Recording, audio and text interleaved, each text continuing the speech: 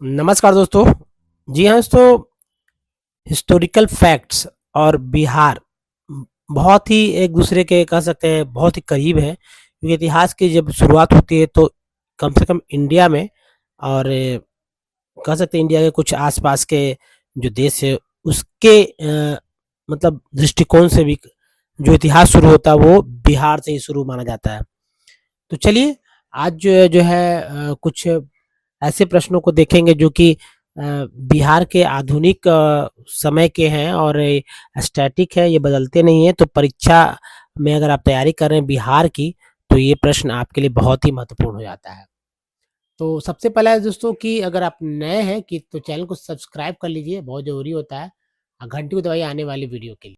तो चलिए देखिए यहाँ पर सबसे पहले मैं यहाँ बिहार से ही, चूँकि बिहार के ही बारे में है, तो बिहार का दौरा करने वाले प्रथम सिख गुरु, यहाँ 10 गुरु हुए हैं, ठीक है? जिसमें से प्रथम सिख गुरु जो हैं, गुरुदेव गुरु नानक जी महाराज हैं और अंतिम गुरु श्री गुरु गोविंद सिंह जी महाराज हैं। तो अब देखिए ये दौरा करने वाले बिहार के ही हैं और आखिरी जो है 10वें जो यहाँ है ही। अब देखिए नेक्स्ट जो है तो बिहार का प्रथम तेल शोधक कारखाना बरौनी रिफाइनरी है। प्रथम तेल शोधक कारखाना बरौनी रिफाइनरी है। दोस्तों चलिए इसके ऊपर कुछ जो है खास जानकारी जो है हम लोग देखते हैं। देखिए बरौनी रिफाइनरी जो बिहार का पहला प्रमुख तेल शोधक कारखाना है और यह बेगूसराय जिले के बरौनी में स्थित है, ठीक है? जिला कौन सा है? तो ये बरौनी जो है बेगूसराय बेगूसराय में है, ठीक है? यहाँ से आप कुछ पॉइंट्स जो है लिख सकते हैं। बेगू दो तरह से लिखते हैं लोग, लेकिन बड़ी उकार होगा बेगूसराय, ये बेगूसराय का जिला है। और इसे जो है इंडियन इंडियन ऑयल कॉरपोरेशन द्वारा संचालित किया जाता है, ठीक है? IOCL द्वारा संचालित किया जाता है। दो बात हो गया। अब इसे समझ इसके इतिहास के बारे में जानते हैं। तो इसे सोवियत संघ के सहयोग से बनाया गया था, यानी रसिया के सहयोग से बनाया गया था। बहुत सारे कम लोग भी जानते हैं, तो याद रखें इस बात को। इसे सोवियत, जी हाँ रसिया, जी हाँ, जिससे रसिया के सहयोग से ही डेवलप किया गया था, उसके सहयोग से बनाया गया था। इसकी स्थापना जो 1964 में हुई थी। 1964 ईस्वी में इसकी जो है स्थापना हुई थी, याद रखेंगे। इसकी शुरुआती क्षमता 1 मिलियन टन प्रति वर्ष थी, ठीक है? 1 मिलियन टन, जी हाँ 1 मिलियन टन प्रति ईयर, ठीक है? प्रति ईयर थी, ठीक है? अब देखिए 1969 में इसकी क्षमता बढ़ाकर 3 मिलियन टन कर दिया गया। 1960 में 1969 में ये जो 3 मिलियन की हो गई। अब दोस्तों देखिए जैसा कि वर्तमान की स्थिति की बात की जाए तो अभी वर्तमान में जो है ये क्षमता जो है मतलब कि 3 मिलियन टन से जो है 3 मिलियन टन से बढ़कर ये 6.1 मिलियन प्रति वर्ष है, ठीक है? 6.1 मिलियन प्रति टन प्रति मिलियन टन प्रति ईयर जो है हो गया। देखिए यह रिफाइनरी जो है पवित्र गंगा नदी के उत्तरी तट पर स्थित है और यह पूर्वी रेलवे और पूर्वोत्तर रेलवे के मिलन बिंदु पर है। अब जब अगर किन्हीं को मौका मिला होगा तो जानते होंगे बहुत सारे ट्रेन जो है आवागमन वहां से होती है बरौनी से। तो ये पूर्वी रेलवे और पूर्वोत्तर रेलवे दो जो हमारा जोन है उसका मिलन बिंदु है। और यह रिफाइनरी यहाँ जो है ये रिफाइनरी जो है असम के डिगबोई तेल क्षेत्र से आने वाले तेल का जो है शोधन करते हैं, रिफाइन करती है। ये हल्दिया और पारादीप पोर्ट से भी पाइपलाइन से जुड़ी हुई है। तो ये बहुत ही मतलब समझ लीजिए कि यह रिफाइनरी भारत की ऊर्जा सुरक्षा के लिए अहम संपत्ति भी है। अब नेक्स्ट है दोस्तों कि बिहार के प्रथम चीनी मिल मरहड़ा 1904 ईस्वी में बनाया गया। इसके बारे में कुछ हम लोग जानते हैं तथ्य। तो ये जो प्रथम चीनी जो मिल है जो कि मरहड़ा में 1904 में स्थापित हुआ था, इसके बारे में कुछ जानते हैं। देखिए वर्तमान में सारण जिला जिला है, तो सारण जिला में ये मरहड़ा पड़ता है। 1904 में देश की पहली चीनी, जी हाँ, तो पूरे इंडिया की अगर कह सकते हैं पूरा भारत की पहली चीनी मिल थी, ठीक है? यानी चीनी मिल पहला यहाँ बिहार में स्थापित किया गया सारण जिले के मरहड़ा में। और यह मिल कानपुर के शुगर वर्क्स ने बनाई थी। ठीक है, यहाँ इसको बनवाने बनाने वाला था कानपुर का शुगर वर्क्स ने बनाई थी और साल 1998 में यह मिल बंद हो गई। तो ये बड़ी बात है कि 1998 में ये मिल जो है बंद भी हो गई। उसके बाद से ये चालू नहीं है। अब देखिए यह मिल बिहार की सबसे पुरानी मिल है, भारत की पहली मिल है। इस मिल की खासियत यह थी कि यहाँ बनने वाली शक्कर जो है दूर से ही शीशे की तरह चमकती थी। बहुत ही अच्छा जो था यहाँ की चीनी। और साल जो है 1995 से इस मिल की दुर्गति शुरू हुई और साल 1998 में इसमें ताला लग गया। मिल के बंद होने के बाद मढ़ौरा के आसपास के गांव में गन्ने की खेती भी बंद हो गई। देखिए चूंकि खेती से ही वहाँ हो रहा था ये सारा चीज चीन का उत्पादन। अब इस चीनी का उत्पादन इस मिल के बंद होने के करीब से 2000 लोगों की नौकरी भी चली गई और यह जमीन भू माफियाओं ने यहाँ की जमीन जो है कब्जा कर लिया। अगला है सो कि प्राचीन बिहार का प्रथम विश्वविद्यालय कौन सा है? नालंदा विश्वविद्यालय है। अब देखिए नालंदा जो विश्वविद्यालय है ठीक है, इसके बारे में कुछ अन्य बातें जानते हैं कि महायान बौद्ध धर्म के इस शिक्षा केंद्र में हीनयान बौद्ध धर्म के साथ साथ अन्य मतलब अन्य देशों के छात्र भी पढ़ते। तो यहाँ जो है महायान बौद्ध धर्म का शिक्षा मिलता था, लेकिन ऐसा नहीं कि हीनयान बौद्ध धर्म का नहीं मिलता, वहाँ भी था। अब वर्तमान में जो है बिहार राज्य में ये जो है पटना से लगभग जो है अब अपने-अपने जगह से चल सकते हैं। तो अगर मेन सेंटर की बात करते हैं तो 85 साढ़े 85 किलोमीटर दूर राजगीर के मतलब दक्षिण पूर्व में ये स्थित है। राजगीर से 11 किलोमीटर। अब देखिए सबसे बड़ी बात है दोस्तों कि यहाँ जो है अ, अनेक अभिलेखों पूरा अभिलेखों और 7वीं शताब्दी में भारत के इतिहास को पढ़ने आए आए थे बहुत सारे चीनी यात्री, जैसे वेनसोंग, इत्सिंग, है ना? और इनकी यात्रा विवरणों से इस विश्वविद्यालय के बारे में विस्तृत जानकारी प्राप्त होती है। यहाँ 10,000 छात्रों को पढ़ाने के लिए 2000 शिक्षक थे। प्रसिद्ध चीनी यात्री वेनसोंग ने 7वीं शताब्दी में यहाँ जीवन का एक महत्वपूर्ण 1 वर्ष जो है एक विद्यार्थी और एक शिक्षक के रूप में व्यतीत किया था। प्रसिद्ध बौद्ध सारिपुत्र का जन्म भी यहीं पर हुआ था। ठीक है, तो ये तो बात है। और सबसे इम्पोर्टेंट बात है दोस्तों कि घटनाएं जो बख्तियार खिलजी ने 1200 ईस्वी पूर्व में इसे नष्ट कर दिया था।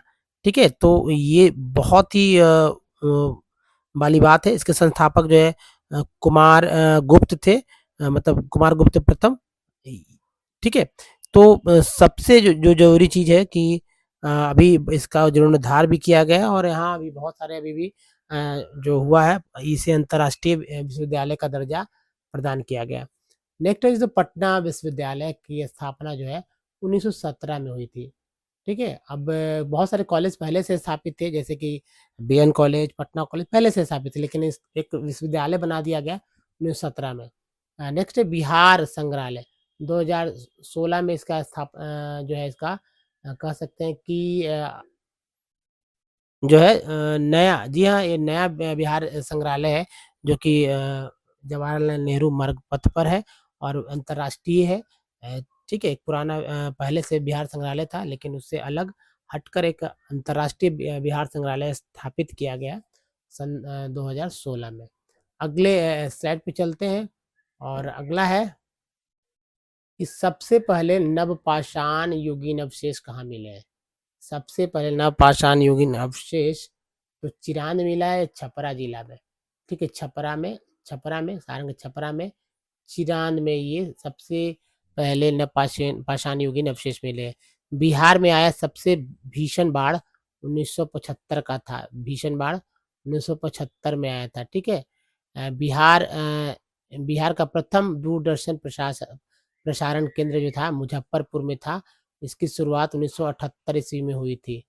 ठीक है, नेक्स्ट है दोस्तों बिहार का प्रथम विज्ञान केंद्र साइंस सेंटर श्री कृष्ण विज्ञान केंद्र है, जो कि पटना में गांधी मैदान के कह सकते हैं कि पश्चिमी और दक्षिणी जो कॉर्नर पर जो है ये स्थित है। ठीक है, तो प्रथम विज्ञान केंद्र बिहार का प्रथम स्टेडियम है मोइनुल हक स्टेडियम। ठीक, जहाँ पर जो है अब एक बार शायद अंतर्राष्ट्रीय हुआ है और बहुत सारे अब इसको जो है एनक्रोचमेंट का शिकार होना पड़ा, खासकर मेट्रो ने बहुत सारी इसकी ज़मीन भी जो है एक्वायर्ड की है, चूँकि मेट्रो का वहाँ बहुत बड़ा पट्टा मेट्रो का जाल बिछ रहा है। नेक्स्ट जो है बिहार का प्रथम नृत्य भवन, जी हाँ, बिहार का प्रथम नृत्य भवन जो है भारतीय नृत्य कला मंदिर है। भारतीय नृत्य कला मंदिर है बिहार का प्रथम, जो कि पटना में है और फ्रेज़र रोड में ये स्थित है। अशोक चक्र प्राप्त करने वाले प्रथम बिहारी थे स्वर्गीय रणधीर वर्मा। अशोक चक्र प्राप्त करने वाले प्रथम बिहारी थे स्वर्गीय रणधीर वर्मा। बिहार के उप सेनाध्यक्ष पर पहुंचने वाले प्रथम व्यक्ति थे लेफ्टिनेंट जनरल एस के सिन्हा। लेफ्टिनेंट जनरल एस के सिन्हा। नेक्स्ट है कि बिहार का प्रथम महाकवि कौन था? बिहार का प्रथम महाकवि मैथिली कोकिल कह सकते हैं एक तरह से, विद्यापति थे। बिहार का प्रथम महाकवि विद्यापति है ना, ठीक है। नेक्स्ट है बिहार बिहार जी हाँ, बिहार का सर्वाधिक वर्षा वाला जिला कौन सा है? बिहार का सर्वाधिक वर्षा वाला जिला किशनगंज है। कि किशनगंज में जो है चाय की खेती भी होती है और ये चाय की खेती ढलान पे नहीं बल्कि समतल भूमि पर की जाती है। ठीक है? तो ये भी एक बहुत ही बड़ी बात है और मतलब कि गर्मी के दिनों में भी यहाँ आपको ठंड महसूस होगी। तो इसका भी एक अनुभव है अलग-सा। नेक्स्ट है कि बिहार का सबसे गर्म वर्षा वाला जिला सॉरी कम सब सबसे कम वर्षा वाला जिला औरंगाबाद है। बिहार का जो कि बिहार में बिहार का सबसे कम वर्षा वाला जिला औरंगाबाद में है।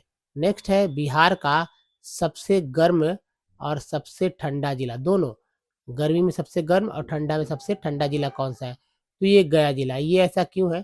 क्योंकि गया को कह सकते हैं कि चारों तरफ से या उसके आस-पास सभी जगह जो है पहाड़ी क्षेत्र हैं। नेक्स्ट है बिहार का सर्वाधिक गंधक उत्पादक जिला रोहतास है। बिहार का सर्वाधिक गंधक उत्पादक जिला रोहतास है और बिहार का एकमात्र स्वर्ण भंडार क्षेत्र बिहार का एकमात्र स्वर्ण भंडार क्षेत्र बिहार का एकमात्र स्वर्ण भंडार क्षेत्र करमटिया गाँव है। करमटिया गाँव मुंगेर में है। ठीक है? इतना सोना है कि अगर इसको सही से अगर दोहन किया जाए तो पूरे भारत का सबसे ज़्यादा स्वर्ण भंडार जो है निकलेगा यहाँ सोना। लेकिन उस तरह से जो है शायद ध्यान नहीं है सरकार का, केंद्र सरकार का। नेक्स्ट है बिहार के प्रथम सिंचाई परियोजना, बिहार का प्रथम सिंचाई परियोजना जो है सोन परियोजना है। बिहार में सबसे जी हाँ, बिहार में गंगा की सबसे बड़ी सहायक नदी है कोसी। बिहार में गंगा की सबसे बड़ी सहायक नदी है कोसी और गंगा की सबसे बड़ी नदी घाटी परियोजना जो है गंडक परियोजना है। बिहार में गंगा की सबसे बड़ी नदी घाटी परियोजना गंडक परियोजना है। अब आगे चलते हैं। दोस्तों ये देखिए कि बिहार में सबसे बड़ा राष्ट्रीयकृत बैंक बिहार में सबसे बड़ा राष्ट्रीयकृत बैंक है भारतीय स्टेट बैंक यानी कि state bank of India. Bihar में स्थापित होने वाला बैंक है बिहार में स्थापित होने वाला पहला बैंक है इलाहाबाद बैंक, यानी बिहार में सबसे पहले इलाहाबाद बैंक की शुरुआत था। भारत रत्न पाने वाले प्रथम बिहारी थे डॉक्टर राजेंद्र प्रसाद। 1962 में इनको भारत रत्न दिया गया था डॉक्टर राजेंद्र प्रसाद। डॉक्टर जाकिर हुसैन को भारत रत्न 1963 ईस्वी में दिया गया था। डॉक्टर जाकिर हुसैन को भारत रत्न 1963 ईस्वी में दिया गया था। मौलाना अबुल कलाम आज़ाद को भारत रत्न जो है सब बिहार से जुड़े हुए हैं 1992 में दिया गया है। मौलाना अबुल कलाम आज़ाद जो है को भारत रत्न 1992 में दिया गया था। लोकनायक जयप्रकाश नारायण को भारत रत्न जो है 1999 में दिया गया। लोकनायक जयप्रकाश नारायण को भारत रत्न 1999 में दिया गया। उस्ताद बिस्मिल्लाह खां को भारत रत्न 2001 में दिया गया। दोस्तों इस वीडियो में यहीं तक। आपको ये छोटी सी जानकारी कैसी लगी अपने कमेंट सेक्शन में ज़रूर कीजिए और लिखिए। तो ऑल कॉम्पिटिटिव एग्ज़ाम चाहे बिहार की कोई भी परीक्षा हो, अगर ऐसे भी आप जानना चाहते हैं तो और फैक्ट्स जो कि हिस्टोरिकल फैक्ट्स होता है बहुत ही अच्छा लगता है जानने में, तो हमारे वीडियो को आप देखने के लिए चैनल को सब्सक्राइब करिए, घंटी को दबाइए आने वाली वीडियो के लिए। धन्यवाद, थैंक्स फॉर वॉचिंग।